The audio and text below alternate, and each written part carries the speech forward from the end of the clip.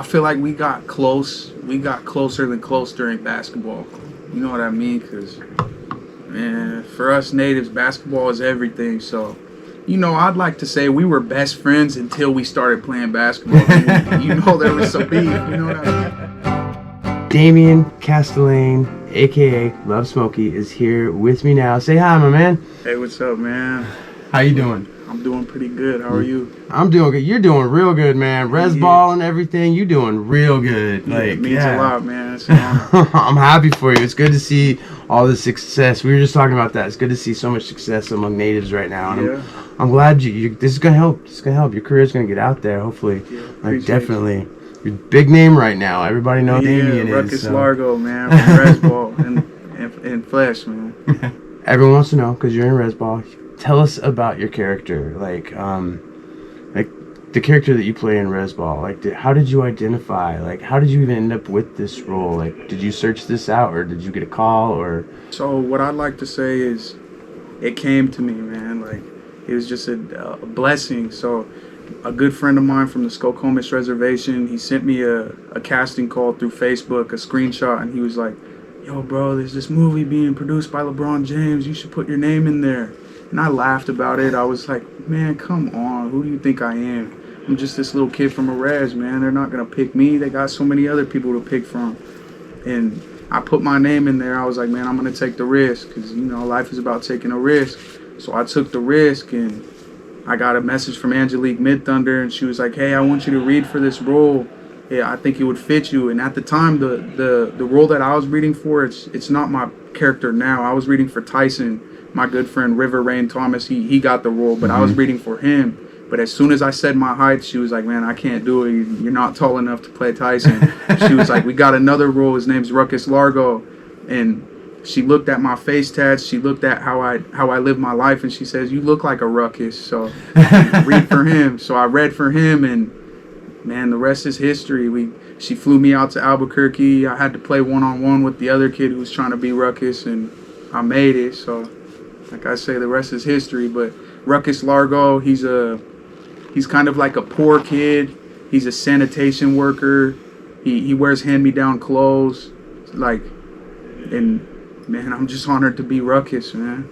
So what was like the most challenging when it came to preparing for this role in Rez Ball? Just getting out of my comfort area. Like, all I've known was home. I've never known about going miles away, states away. That was the most challenging. I mean, when Angelique Mid-Thunder was looking for people, she wasn't looking for actors. She was looking for Rez kids and basketball players. That's what she was looking for. So me, I grew up playing basketball, and I'm from the Rez, so I know the humor, I know the way we talk, so I didn't have to learn that. So it really wasn't challenging. And yeah, I was nervous at first because I've never been used to this. This is my first ever role in a Netflix film, and it was really nerve-wracking for me, but I got there and we did it, man. I felt so at home. They were so welcoming. The Navajo Nation, big shout out to them.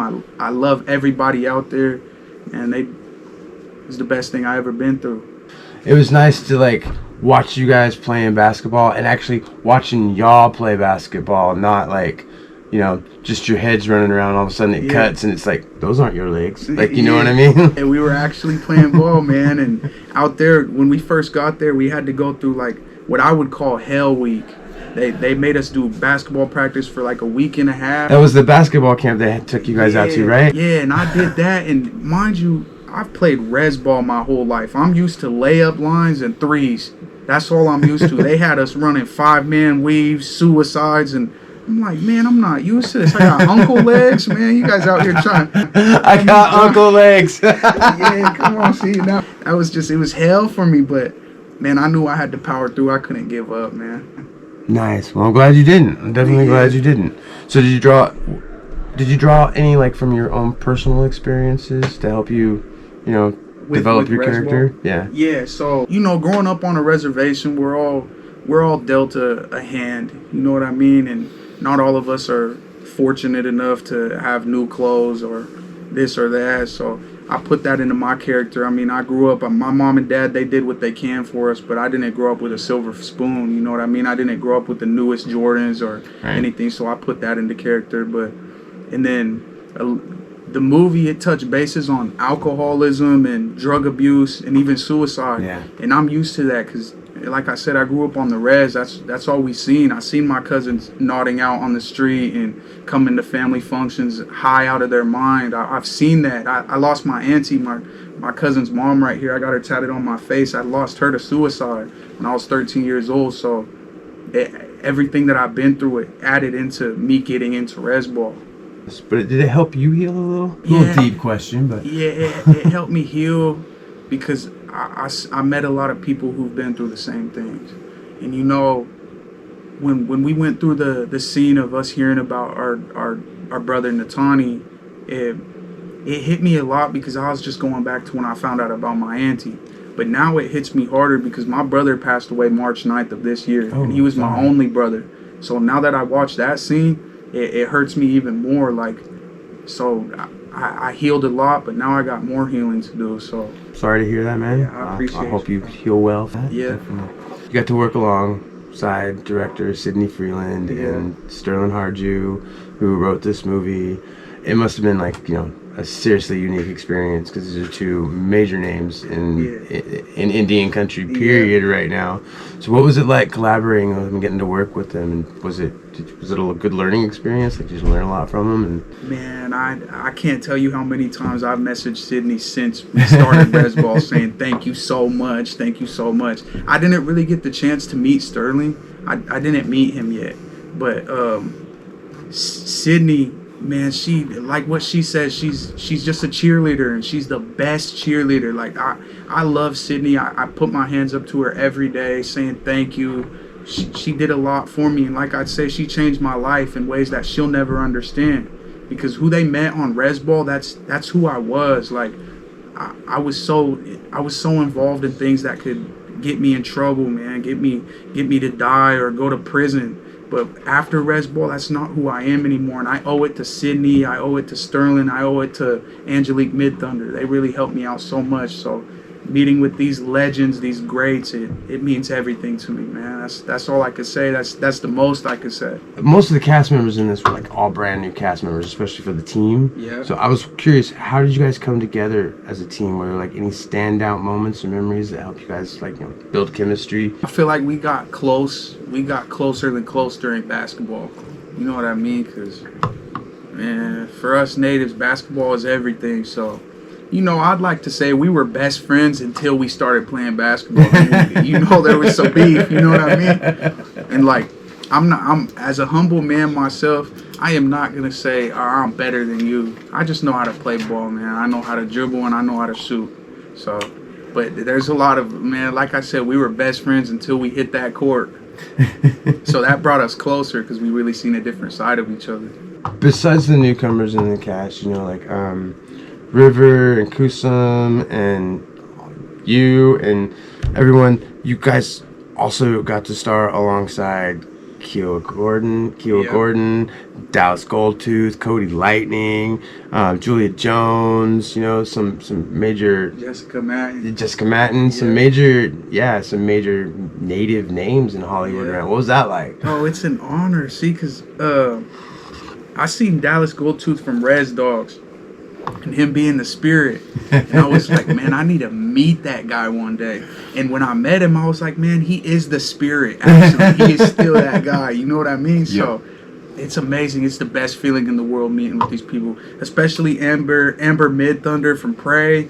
It's like, man, it's just to sit amongst them. It's just like, man, I made it type of moment. You know what I mean? So it's an honor. How do you feel Rez Ball will impact the representation of Native and Indigenous stories in the mainstream media, and what message do you hope people are going to take away from this film? So I hope when people watch Rez Ball and they listen to the story of it and they see the deepness of context in the movie, I hope they just, you know, because Indigenous, us as Indian country, we get a lot of backlash. We get a lot of hate for how we are. People asking, you know, why you guys drink so much?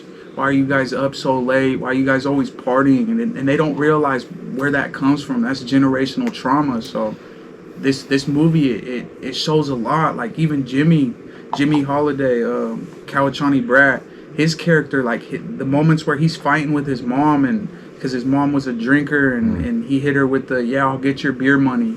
Like, I have so many cousins that came to me after the movie and was like, I felt that so much, with tears in their eyes. So I hope Indian country and people who aren't in Indian country take this movie as like an eye opener. You know what I mean? To realize that we're just playing the hand we were dealt. Like, that we didn't choose to be like this. We didn't choose to be drinkers. This is generational trauma. This is stuff that our ancestors fought with. It's just it's just the hand we were dealt. We did have an interview with you a couple of years ago when it came to your music, because of course, in addition to acting, you make music. Yeah. So I gotta know, did your music and the way you influence you at all when it came to this character? I mean, Ruckus Largo, man, like, I don't think he's the type to make rap music.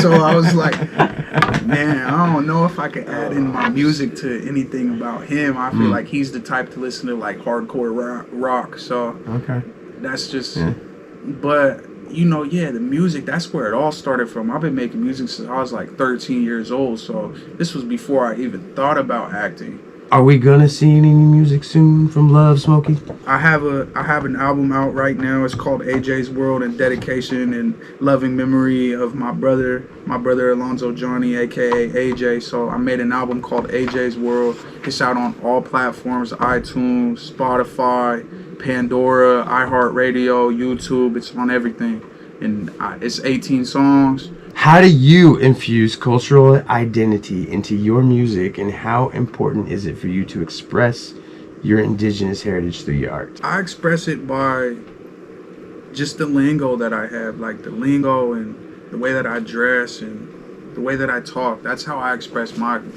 cultural identity from where I'm from. You know, the Pacific Northwest. Like, we're not gonna talk like natives from the plains. Like, that's how I express it.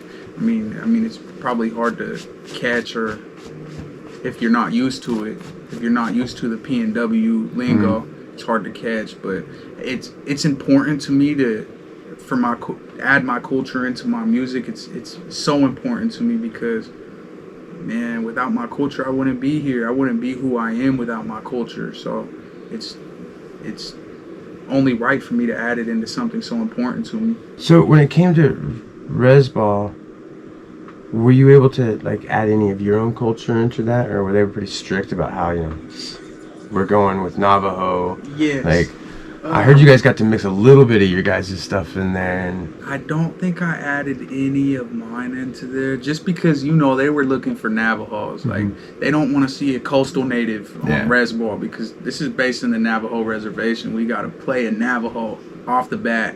You know what I mean? So, but they let me keep my coastal art in there. Like, this isn't Navajo art right here. This is coastal. So, I mean, that's something that I brought along with it. Are you hoping to do more acting, get out there? Do you have anything that you've auditioned for or anything? Or now I have a manager and I have an agent. Shout out to Scott Reynolds and Randy Cayenne. That's my manager and my agent. So they're going to help me get to where I need to be, because I'm trying to take this to the farthest I can take it. What advice would you give to, you know, indigenous youth who are just looking to make it and break into the entertainment industry, or whatever they're trying to do? Man, be you.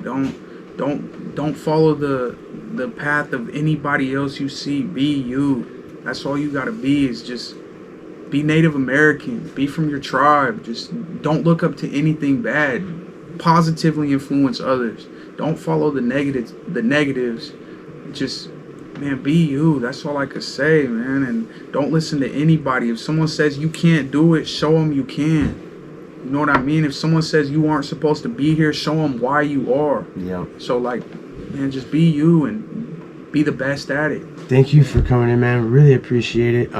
As always, we wish you all the success. Appreciate you, man. My hands go up to you. Get you back in here again. Yeah. So, in some weird way, there's Bryson was a bit of me, Bryson was a bit of this person in my life, Bryson was a bit of that person in my life.